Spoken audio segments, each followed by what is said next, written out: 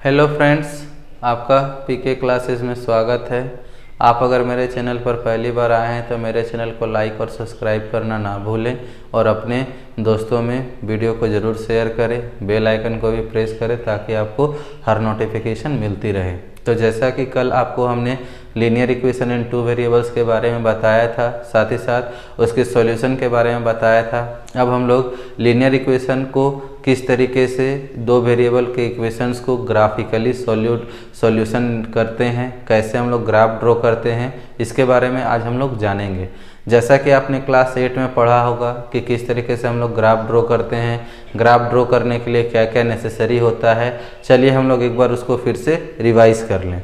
आपने अगर graph draw किया होगा तो ग्राफ में आपको पता होगा कि दो लाइन्स यूज होता है, हॉरिजॉन्टल लाइन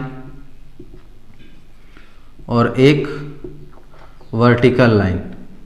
ये हमारा वर्टिकल लाइन, ठीक है। एक है हमारा हॉरिजॉन्टल लाइन, एक है हमारा वर्टिकल लाइन। हॉरिजॉन्टल लाइन और वर्टिकल लाइन जहाँ मिलता है उसको हम लोग क्या कहते हैं, ओ मीन्स ओरिजिन, ठीक है। और हॉरिजॉन्टल लाइन में हमारा एक्स एक्सिस होता है और वर्टिकल लाइन में वाई एक्सिस, ठीक है।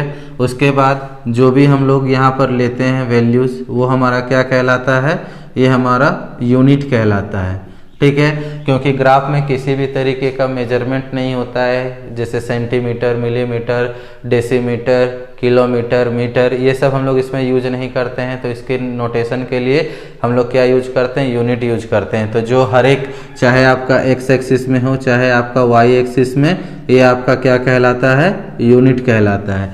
तो इस तरीके से हम लोग ग्राफ को ड्रॉ करते हैं। तो हम लोग यहाँ पर क्लास 8 में सिंगल वेरिएबल मीन्स नॉर्मल जो हमारा इक्वेशन होता है, पॉइंट्स जो होता है, पॉइंट नोटेशन, जैसे कि अगर कहीं पर दिया गया है x, y is equal to 2, 5, तो जो हमारा 2 है, मान लीजिए इधर 1, 2, 3, 4, मान लीजिए कि हम लोग एक फ्रेस बनाते हैं कि हमारे पास ये क्वेश्चन है। हम लोगों ने क्लास 8 में कुछ इस तरीके का ग्राफ को ड्रॉ किया है, ठीक है।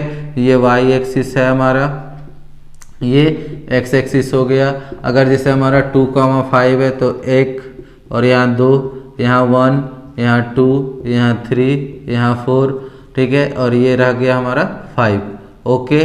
देन ये हमारा y एक्सिस। तो अब हम लोग इसका नोटेशन कैसे देते थे, 1 और 5, मतलब कुछ ये इस जगह पर आएगा 2, 5। तो ये हमारा हो गया क्या चीज़, नोटेशन के अनुसार, कि जो अभी हमारा पॉइंट का वैल्यू दिया रहेगा इसके अनुसार हम लोग ग्राफ ड्रॉ कर सकते हैं। आप इसे हम लोग क्या करते थे, डॉटेड लाइन से इस तरीके से मिला देते थे ताकि किसी तरीके का प्रॉब्लम ना हो। लेकिन अगर हम लोगों को ग्राफ दो वेरिएबल का आ जाए, मीन्स अब हम लोग जो ग्राफ है वो दो वेरिएबल के अनुसार पढ़ेंगे। मतलब आपको एक इक्वेशन दिया हुआ होगा जिसमें दो वेरिएबल यूज होगा, उस दो वेरिएबल का इस्तेमाल करके कैसे हम लोग ग्राफ को ड्रॉ करते हैं, ग्राफ के लाइन को ड्रॉ करते हैं, वो चीज़ आज हम लोग यहाँ पर देखेंगे। तो हम लोग इसके लिए क्या करेंगे, सबसे पहले हम लोग एक एग्जाम्पल लेंगे, ठीक है। उस एग्जाम्पल के अनुसार समझने का कोशिश करेंगे कि कैसे दो वेरिएबल का जो ग्राफ है वो खींचा जाता है।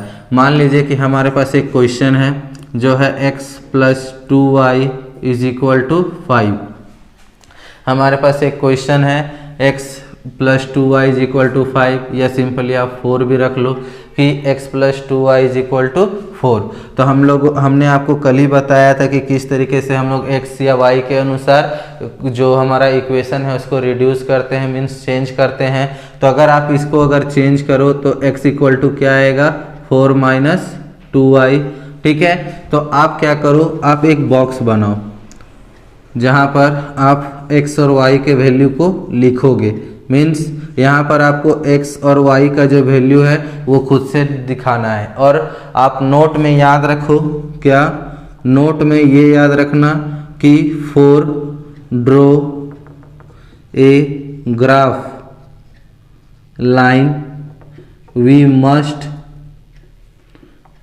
must have 3 points, at least 3 points.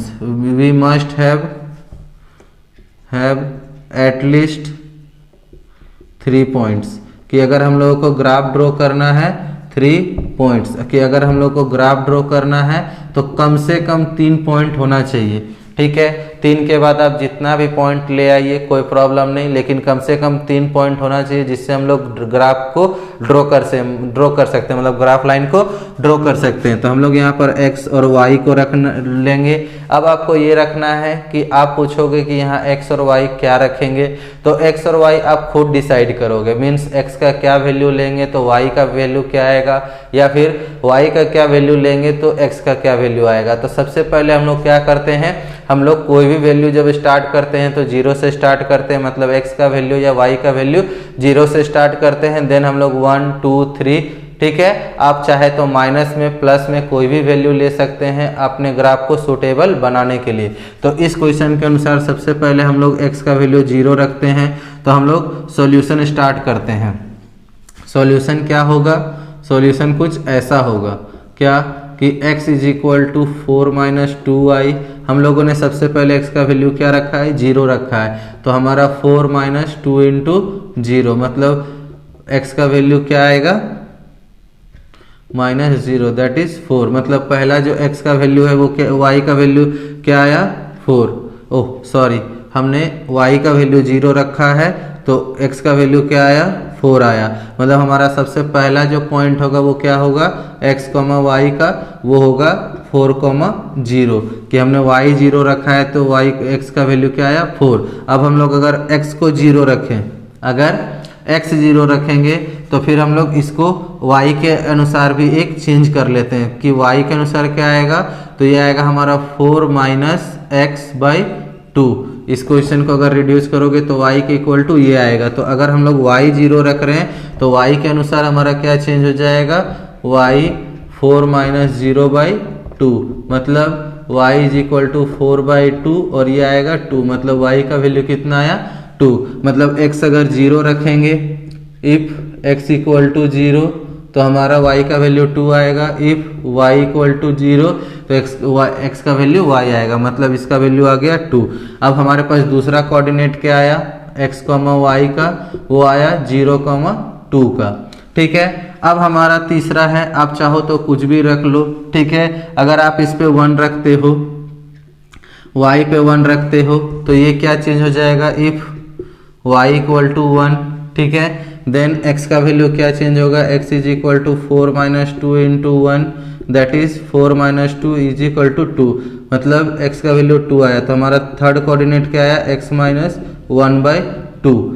यहाँ पर आपको ये ध्यान रखना है, यहाँ पर आपको ये ध्यान रखना है कि अगर आप ये कंसीडर नहीं करते हो, ठीक है, कि x का वैल्यू 0, आप सिर्फ y का वैल्यू रखते जाओ तो x का वैल्यू निकलते जाएगा। आप अगर x का वैल्यू रखते जाओगे तो y का निकलता जाएगा। लाइक अगर मान लीजिए हम लोग यहाँ पर ये वाला केस में क्या करते हैं कि यहाँ पर हम लोगों ने इसका वैल्यू 1 रखा है तो इसका वैल्यू क्या आया 2 आया। अगर मान लीजिए कि यहाँ पर हम y का ही वैल्यू रख रहे थे, अगर इस जगह पर ही हम लोग रखते 1 और ये 2 आता, अगर यहाँ पर 2 रखते तो उसका वैल्यू क्या आता। मान लीजिए यहाँ पर हम लोगों ने 2 रखा, इस बार y का वैल्यू कितना रखा 2 रखा, तो x का वैल्यू क्या आएगा 4 minus 2y, that is 4 minus 2 into 2, that is 4 minus 4 equal to 0। मतलब हमारा थर्ड कोऑर्डिनेट जो आता वो क्या आता, x, y का, वो आता 0, 2 का।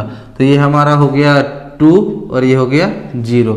तो अब हम लोगों के पास 3 पॉइंट्स आ गए, 3 कोऑर्डिनेट्स आ गए, क्या क्या, 4, 0, ठीक है, 1, 2 और 0, 2। अब हम लोग क्या करेंगे, ग्राफ को ड्रॉ करेंगे। तो ग्राफ ड्रॉ करने के लिए हम लोग क्या करते हैं, आप इसे लिखने के लिए वीडियो को पॉज कर सकते हैं, और नहीं तो हम लोग आगे बढ़ते हैं। आप लिखने के लिए पॉज कर लीजिएगा, हम लोग आगे बढ़ते हैं। अब हम लोग जो भी कोऑर्डिनेट्स आए हैं, ठीक है, उनको एक जगह पर लिख लेते हैं। तो हमारा फर्स्ट कोऑर्डिनेट क्या है, फर्स्ट कोऑर्डिनेट है x, y करके, क्या है हमारा 4, 0। सेकेंड कोऑर्डिनेट क्या है, सेकेंड कोऑर्डिनेट हमारा 1, 2 का, ठीक है। और थर्ड कोऑर्डिनेट क्या है, वो है हमारा 0, 2 का। अब हम लोग क्या करेंगे, एक ग्राफ पेपर लेंगे, ग्राफ पेपर के अनुसार हम लोग इसको ड्रॉ करेंगे। तो हम लोग ग्राफ पेपर को यहीं पर बनाते हैं। तो क्या है हमारा ग्राफ, कुछ